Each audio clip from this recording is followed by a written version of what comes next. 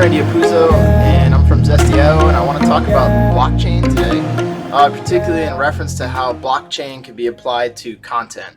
So we're going to start by just saying, if you don't know what blockchain is, you may have heard the name. You definitely have heard of Bitcoin at this point, unless you're living under a rock. But Bitcoin was one of the first technologies that used blockchain. So blockchain is the technology behind Bitcoin that essentially lets you track a ledger indefinitely for every transaction that happens. So really cool. It's great. There's a lot of cryptocurrencies. There's a lot of things happening right now. What I think is very interesting about blockchain is the ability that we could use blockchain for content. So what does that mean? Well, first, describing what content is. Content can be anything from a blog post to something in a history book. So I'm going to use it in context for like history of content, whether it be marketing content or history. It could be used that way. So let's think about if there's this decentralized ledger that could be verified from every step that it's made. Imagine that I create a piece of content, say I write a news article, for example. News article step one, it's now on the blockchain, right? Say I edit that news article because there was some sort of redaction or whatever. Then there's a ledger. Then the ledger starts on the blockchain for that piece of content, right? So now I have a new version. The new version's here. But because you could always use the blockchain and use the ledger to see what was the version before. So you can see a change history, and say I keep changing that for whatever reason, and like 5 changes later, and I'm over here, and now I know this version of content, how did it morph over time? Right? And that's super valuable because when you read something on the internet or an article in the newspaper, you don't know its origins or its roots. And that's where blockchain with content, to me, could be super, super valuable.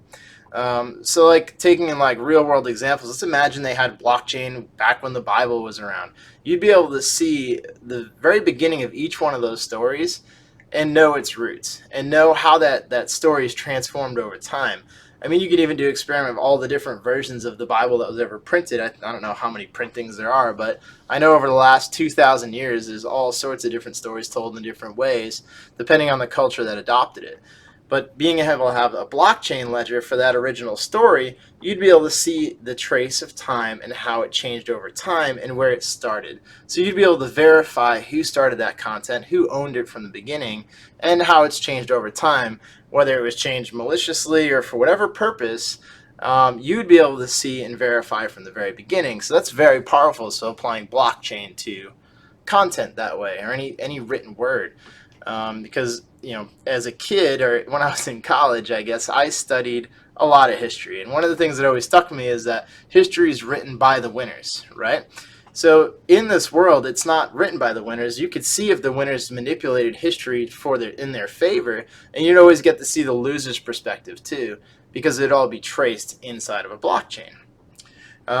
So like another valuable thing is that imagine I write an article, right? First ledger starts in the blockchain, and then I put it out there, right? I don't change it.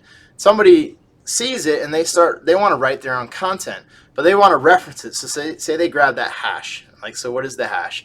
So, each entry in the blockchain would be unique to this hash. Hash is a bunch of letters, characters, numbers.